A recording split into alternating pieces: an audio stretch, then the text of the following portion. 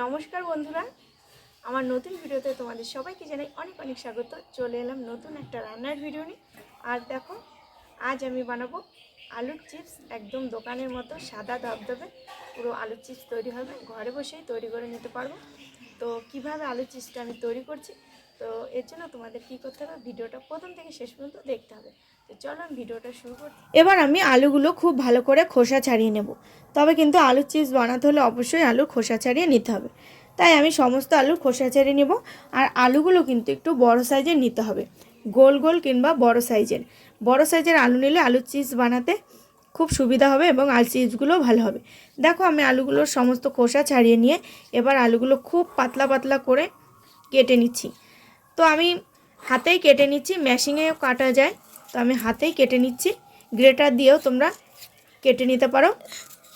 দেখো, খুব সুন্দর পাতলা পাতলা করে আমি কেটে নিচ্ছি সমস্ত আলুগুলো। এই দেখো, এরকম আমার দেখো কতটা পাতলা হয়েছে আলুগুলো কাটা। সমস্ত আলু আমার কাটা হয়ে গেছে। এবার আমি খুব ভালো করে আলুগুলো ধুয়ে নেব। বারবার করে জল পাল্টে আলুগুলো ধুয়ে নিতে হবে, 4-5 বার করে জল পাল্টে, যেন আলুর কষ আলুতে থেকে না যায়। তো দেখো, আমি 4-5 বার ধুয়ে নিয়েছি। এবার আমি দেখো জল নিয়ে নিয়েছি, জলের মধ্যে দিয়ে দিলাম কয়েক টুকরো বরফ। তো বরফ দেওয়া জলে আলুগুলো এবার আমি ভিজিয়ে রাখবো। দেখো, সমস্ত আলুগুলো এবার আমি জলের মধ্যে দিয়ে দিচ্ছি। এইভাবে সমস্ত নিয়মে যদি আলু চিপস বানানো হয়, তাহলে একদম দোকানের মতো পারফেক্ট আলু চিপস তৈরি হবে। এবার দেখো, দিয়ে দিচ্ছি আমি লেবুর রস, 2 থেকে 3 চামচ লেবুর রস দিয়ে দেবো এবার আলুর মধ্যে। এই লেবুর রসটা দিলে কি হবে, আলু চিপসটা পুরো সাদা ধবধবে হবে, একদম দোকানের মতন। এইভাবে 10 মিনিট আমি রেখে দেবো। এবার আলুটা জল থেকে তুলে নেব।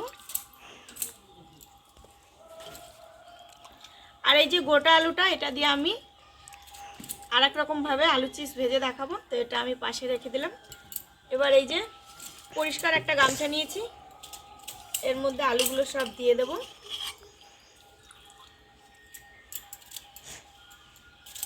আলুর গায়ে সমস্ত জল কিন্তু একদম ভালোভাবে মুছে নিতে হবে।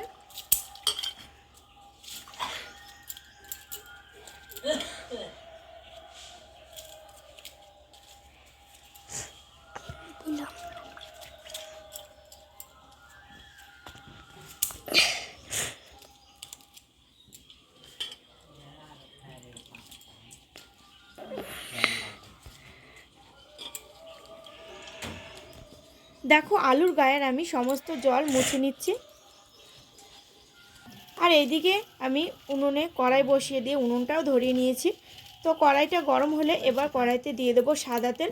আর অবশ্যই কিন্তু এই আলুর চিপসগুলো সাদা তেল দিয়ে ভাজতে হবে, তাহলে কিন্তু আলুর চিপসগুলো ভীষণ সাদা হবে, একদম ধবধবে দোকানের মতো। তো দেখো, আমি এবার আলুগুলো ওই যে সামনে নিয়ে আসলাম ভাজার জন্য। আর দেখো, সব আলুগুলো একদম শুকনো শুকনো হয়ে গেছে, দেখতেই পাচ্ছ। সব আলু একদম শুকনো করে নিয়েছি, একটুকু জল আলুর গায়ে লেগে নেই। এবারে কড়াইতে দিয়ে দিচ্ছি সাদা তেল।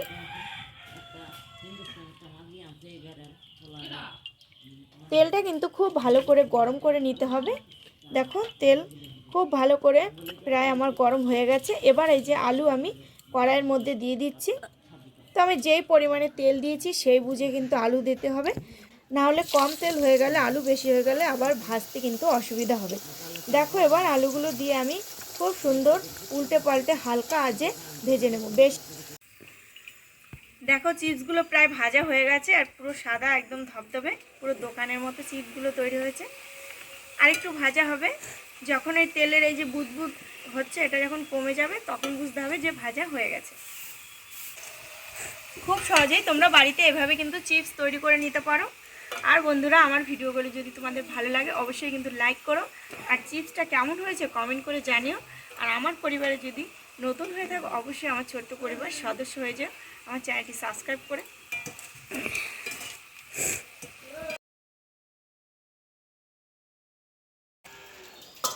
আলু চিপসগুলো ভাজা হয়ে গেছে, এবার তাকে তুলে নিচ্ছি।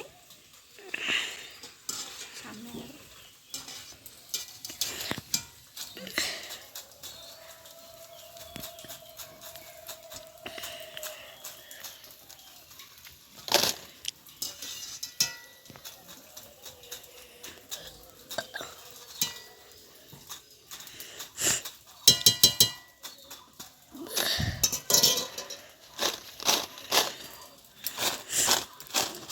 দেখো কত সুন্দর মুচমুচে হয়েছে। পরে তোমাদের ভেঙে দেখাচ্ছি। একইভাবে আমি সব চিপসগুলো ভেজে নিচ্ছি।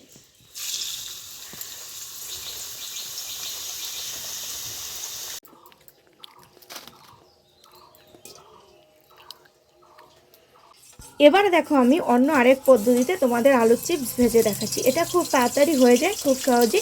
আলু কেটে নিয়ে এইভাবে একটা গ্রেটার দিয়ে দেখো কড়াইয়ের মধ্যে ঘষে ঘষে আলুটা দিয়ে দিলেই আলুর চিপস খুব সহজে তৈরি হয়ে যায়। কিন্তু এই আলুর চিপসটা ভাজতে একটু দেরি লাগে, কারণ আলুর গায়ে জল থাকে আর আলুর চিপসটা একটু লাল হয়ে যায়। আমি দুরকমভাবে চিপস ভেজেছি, তাই দুটো থালায় আমি তুলে নিলাম। এবার ভেঙে দেখাবো কোনটা বেশি কুরকুরে হয়েছে। তো প্রথমটা দেখো তোমরা,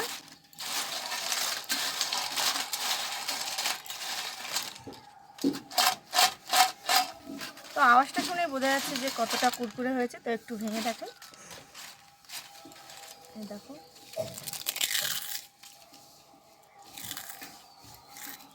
খুব সুন্দর হয়েছে কুরকুরে একদম। এবার এই থালাটা দেখাচ্ছি,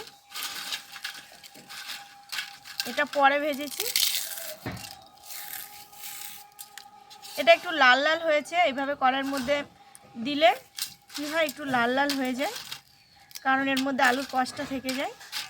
কিন্তু সবগুলোই ভীষণ কুরকুরে, একদম দোকানের মতো তৈরি হয়েছে। এবার একটু মশলা মিশাবো।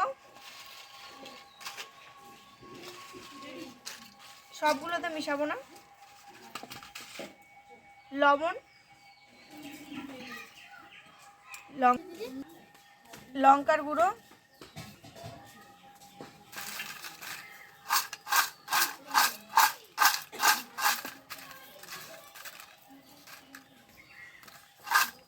দেখলে তো বন্ধুরা কত সুন্দর, একদম খুব সহজেই আলুর চিপস তৈরি হয়ে গেল।